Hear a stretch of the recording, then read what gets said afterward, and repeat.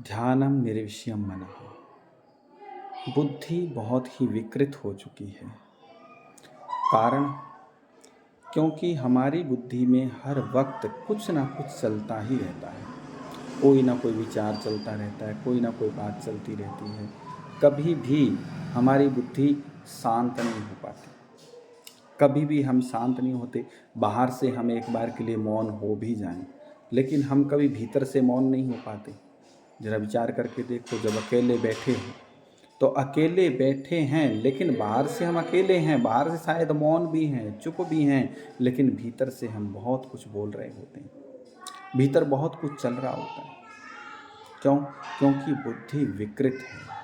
और बुद्धि इसलिए विकृत है क्योंकि हमारी बुद्धि के भीतर बहुत सारे संस्कार हैं। इतने सारे संस्कार हमारी बुद्धि के भीतर इकट्ठे हो जाते हैं। प्रत्येक क्षण कोई ना कोई संस्कार हमारी बुद्धि में बन रहा होता है। विज्ञान कहता है 7 करोड़ सेल हमारे सिर के अंदर होते हैं, और उन 7 करोड़ सेलों में भी एक एक सेल के भीतर लाखों विचार, लाखों संस्कार इकट्ठे हो सकते हैं। विज्ञान कहता है 10 लाख संस्कार तक रोज हमारी बुद्धि में एकत्रित होते हैं, उन सेलों में एकत्रित होते हैं।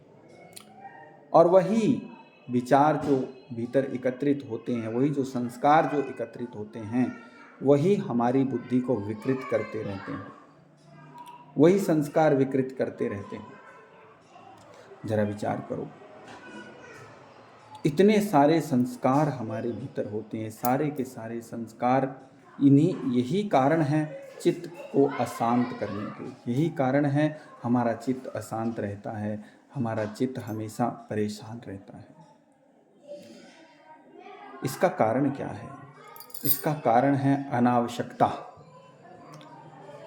लगभग हम बहुत सारी बातें ऐसी बोलते हैं दिन भर में जिनको बोलना ज़रूरी होता ही नहीं, और बहुत कुछ ऐसा सुनते हैं जिसे सुनना भी ज़रूरी नहीं होता। 99% हम दिन भर में वो बोलते हैं जिसे बोलना ज़रूरी नहीं था। 99% हम वो सुनते हैं जिसे सुनना भी ज़रूरी नहीं था। ये अनावश्यकता है। इसी अनावश्यकता के कारण बहुत सारे संस्कार हमारे भीतर विकसित होते हैं, बहुत सारी विकृतियां विकसित होती हैं, जिसके कारण बुद्धि विकृत हो जाती है और मन अशांत रहता है। जैसे कोई व्यक्ति यात्रा में चल रहा हो और यात्रा में चलते उस पर धूल गिरती चली जाती है और वो धूल में धीरे धीरे ढकता चला जाता है, उसका चेहरा भी धूल में ढक जाता है। इसी तरह से ये जीवन की यात्रा है। इसमें चलते चलते हमारे ऊपर इतने विचारों की धूल पड़ जाती है कि हम एक दिन पूरी तरह से धूल धस्सड़ हो जाते हैं।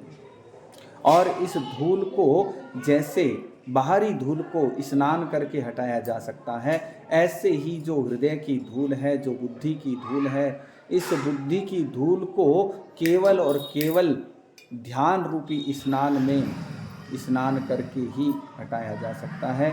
इसीलिए कहा है ध्यानम निर्विषयम मनः।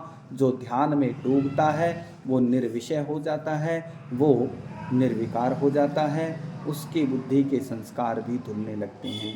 इन संस्कारों को धोने का केवल एक ही उपाय है, और वो है मौन। मौन होकर के ध्यान में उतरना। मौन होकर के ध्यान में उतरना। और मौन केवल बाहर का नहीं, भीतर का भी मौन।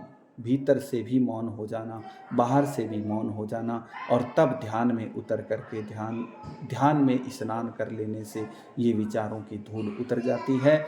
और इस धूल को उतरने के बाद मन शांत होता है, हृदय शांत होता है, बुद्धि शांत हो जाती है, और उसी में हम ध्यान में उतरते हैं। इसलिए साधक को ध्यान में ही उतरना चाहिए। इसलिए साधक को अनावश्यक ना तो बोलना चाहिए और ना ही अनावश्यक बातों को सुनना चाहिए। ये दोनों ही साधना में बाधक हैं। जय श्री कृष्ण।